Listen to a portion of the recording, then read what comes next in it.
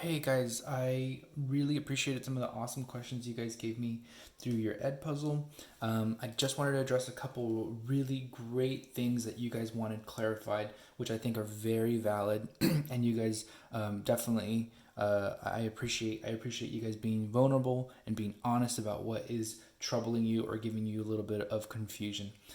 So again, we're focused solely on this kind of example where the object is launched off of a table or something like that and lands on the ground. Now, I want you to kind of roll with me with this picture. Let's just imagine the ball used to be here and it starts to roll. For whatever reason, something just whacks the ball and makes it roll across the table. And the ball is thinking, what I'm going to do is I'm going to just keep moving to the right. However, what the ball doesn't realize, it thinks I'm just going to keep moving to the right. And then what the ball doesn't realize is when there's no longer a table supporting it, what's going to happen is it will start to fall. Now, keep in mind that when this motion and this motion happen at the same time, we get these curved paths that we call trajectories, projectile motion trajectories, right? So the reason we see this curved path is because this motion, the horizontal and the vertical component, are happening at the same time. So the horizontal motion that this ball already had continues, and when there's no more table, the free fall or the vertical motion starts. Okay, so when we get to the edge of the table, two things happen. One, the horizontal motion just keeps happening, it just continues because that's what the ball thought it was going to keep doing. But the other thing that happens is the ball starts to fall. It enters free fall because there is no longer a table supporting it upward. There is gravity now pulling it downward. Okay, so we'll learn more about gravity a little later, but I do want you to at least be able to identify that when the ball gets to this position, the ball wants to keep going to the right, and it will, but it's going to start to fall at the same time. And when that happens, we get these curved trajectories. Okay, so and that helps us see a couple things. First off, we know that the ball had a velocity as it rolled across the table. Well, that velocity was Vx.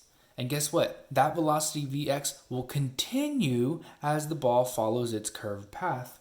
And that being said, in the horizontal in this direction, there is nothing pushing the ball that way, and there's nothing pushing the ball back this way. Yes, I know there's an object, there's a force, gravity, pulling the ball down, but there's nothing interacting with the ball this way or this way in the horizontal. And because of that, we know that Vx will be constant. The other thing we know is that Vx is not zero. It's not zero. And then another thing we know, because there's no interaction, pushing or pulling in the horizontal, because there's no interaction, there is also there is a zero acceleration. Let me write it differently. I'm going to say there's no acceleration. Okay, so to clarify again, we know that there's a Vx, a horizontal velocity that the ball started rolling across the table with. That horizontal velocity will continue. Okay, so it's going to be constant. We know that because there is motion, it's not zero. If it were zero, then the ball would stand still or sit still, but that's not true. Okay, and then the other thing is that ball will not change its velocity. It will have a velocity.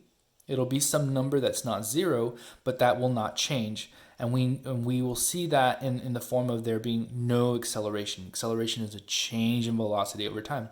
The velocity will not change over time, so there is no acceleration. We could also write it like this. Acceleration in the x is equal to 0 meters per second squared. And all that means is the velocity will not change. So when we go over here to graph, here's what we get. We get Vx. We want to graph it against time. Here's all I need to know. Some of you had really good questions. How do I know where to put the graph? Honestly, that's an amazing question. We don't know the value of Vx, but we do know that it's constant. We do know that it's not zero, and we do know there's no acceleration. The one thing maybe we should add here, maybe a new idea, it is positive. And how do I know it's positive? Some of you had this really good question as well. The only reason I know it's positive is because it's moving to the right. And in our class, we just like to make life easier and say right is positive, left is negative. Okay, so that's the reason why it's positive. This is the positive side of the coordinate plane. This is the negative side. That being said, I can graph my Vx anywhere on this graph as long as it's not zero, and as long as it's positive. So that means I cannot graph in the negative, and I cannot graph here on this line. So I have to put my graph somewhere in this quadrant, somewhere in the positive quadrant. Now that being said, because the acceleration is 0, slope is also 0. And so what that means is that I'm going to go anywhere here. I'm going to say this is the 0 line. I have to be anywhere above it. I can draw my graph here above the 0 line, or I can draw my graph here above the 0 line. It doesn't matter. What really matters is that it be above the 0 line and it's a flat line because the slope is 0. Why is the slope 0? Because there's no acceleration. There's nothing speeding it up or slowing down. And so what all that means in terms of the velocity time graph is that at time 0, it has this velocity. At time, whatever this time is, same velocity. A little later, it's the same velocity.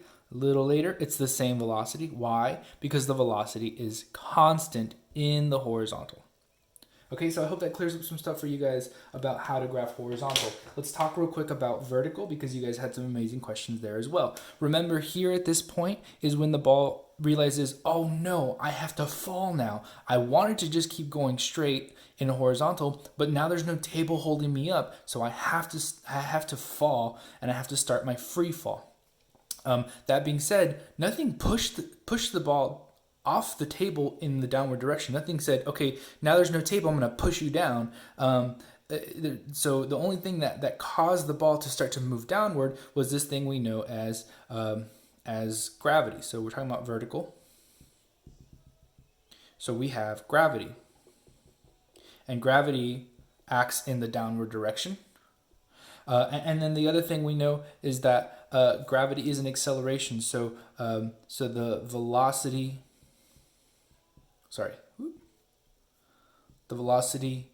will change,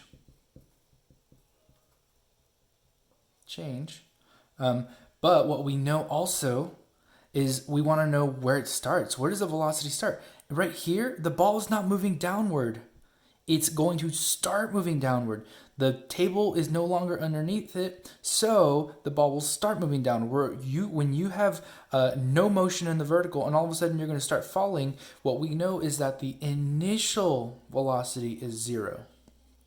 The initial velocity is 0. After just a few milliseconds, tiny little pieces of time, after that, the ball's going to start to fall and it's going to start to speed up. So it will fall and it will speed up in the negative direction. Okay, so falls and speeds up. That being said, when we graph, we're going to have Vy, we're going to have time. Okay, this is where velocity is 0, right here at this intersection. And that being said, we know that at time equals 0, the ball is going to have 0 vertical velocity. But it's going to move downward. So I cannot graph in the positive direction because downward is a negative direction for our class. So we're going to have to graph somewhere in the negative quadrant. That being said, when I draw my graph, I know that we are speeding up. And just like we reviewed yesterday, when an object speeds up, the graph looks like this. The graph moves away from the time axis. Okay, so the slope is the acceleration due to gravity. And remember that gravity is a negative value, so I have a negative slope. Okay, so that's the reason why we have to start the graph at 0, and that's the reason why the graph looks different than it did for horizontal, because this component, the vertical component, is speeding up. Okay, and it's speeding up in the negative direction. So it's moving in the negative, that's why my graph is down here, and it's speeding up in the negative, which is why I have a negative slope. I hope that clears some things up for you guys. If you still have questions, you can still ask me and we can still clarify. We have plenty of time to still figure these things out.